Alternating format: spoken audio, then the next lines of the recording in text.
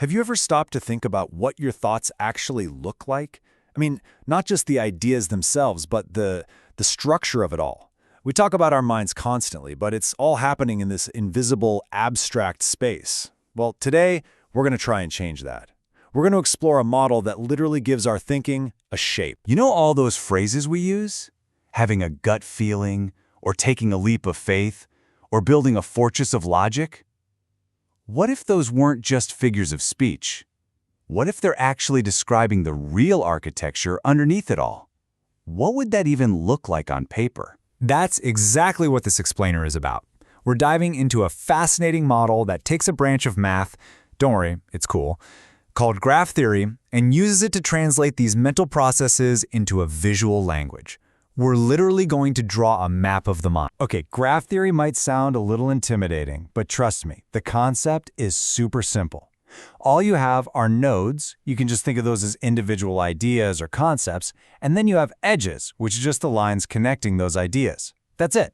The whole game is about how those nodes and edges are arranged. The pattern, the strength of the connections, that's what defines how we think. All right, let's jump into our first model. This one gets the nickname the Fortress of Logic. It's a map for a cognitive process known as introverted thinking, or T. And it's all about building these incredibly rigorous, totally self-contained worlds of thought. So, what does a mental fortress actually look like? Well, this right here is the model for it. And the first thing you've got to notice is that it's not one giant system. No, instead you see these separate, dense little clusters. Each one is its own independent logical framework. And if you look closer, within each of those clusters, the ideas are all tangled up with these really strong, dense connections. That's that deep internal logic, where everything has to be consistent, everything has to check out. But look at the space between the clusters. The connections are super weak, almost non-existent. This tells you that this way of thinking prioritizes deep, localized analysis. It would much rather build a perfect, unshakable little castle of thought in one area than try to connect everything all at once. Okay, so if T is a series of isolated fortresses, what's the total opposite of that? Well, let's look at the web of insight. This is the map for something called introverted intuition, or ANI.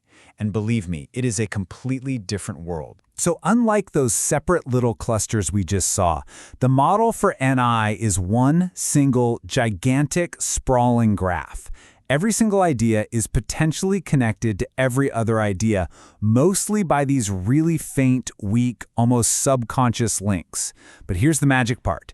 You see those few really strong lines? Those are bridge edges. They connect really distant concepts. And that is the secret sauce behind those famous leaps of insight. And seeing them side by side like this just makes it crystal clear. On the left, you've got T's tidy, separate logic fortresses.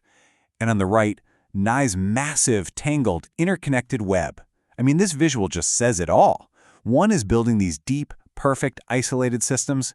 The other is weaving one giant, holistic network. It's the ultimate battle of depth versus breadth. Okay, so we see the web. It looks cool. But how does a structure like that actually produce one of those aha moments? You know, the kind of insight that feels like it just appeared out of thin air.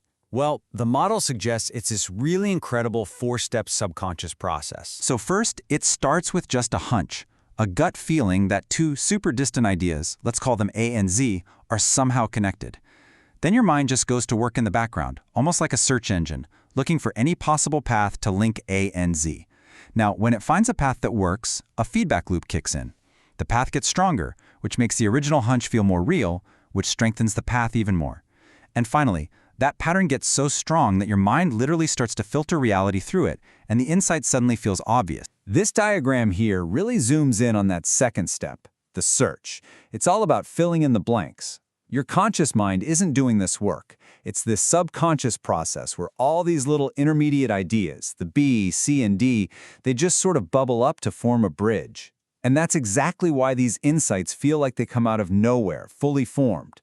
The work was being done, but it was all happening behind the curtain. But, and this is a really big but, this incredible insight machine comes at a price.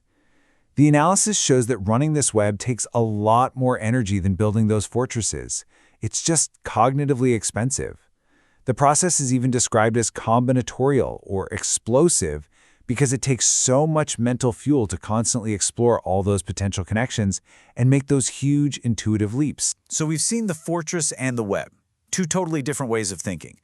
But the mind has way more tools in its toolbox. So let's do a quick lightning round, a quick tour of some of the other models. First up, we have introverted sensing, or SI. And this one isn't a web or a fortress. No, think of this more like a super high-fidelity database. It's a collection of these really detailed, separate, specific data points, like vivid sensory memories. And its superpower is the ability to zoom in and recall a very specific, isolated experience with perfect clarity. It's the ultimate anchor to what has actually happened. Next up is extroverted thinking, or T. And this model is just perfect. It's a flowchart, because that's exactly what T does.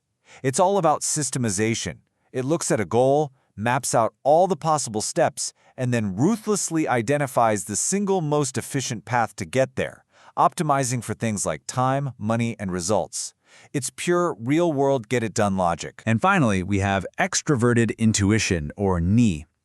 This function is described as hyperactive, and for good reason. It's constantly jumping between totally different domains.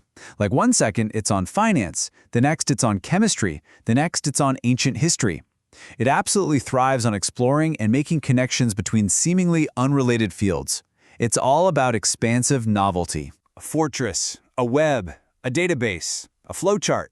It might seem like a whole bunch of random, unrelated models.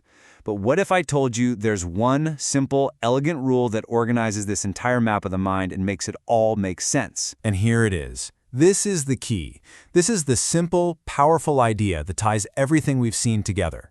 Every single one of the introverted functions we looked at, the fortress, the web, the database, they are all localized. They process information deeply within one single space.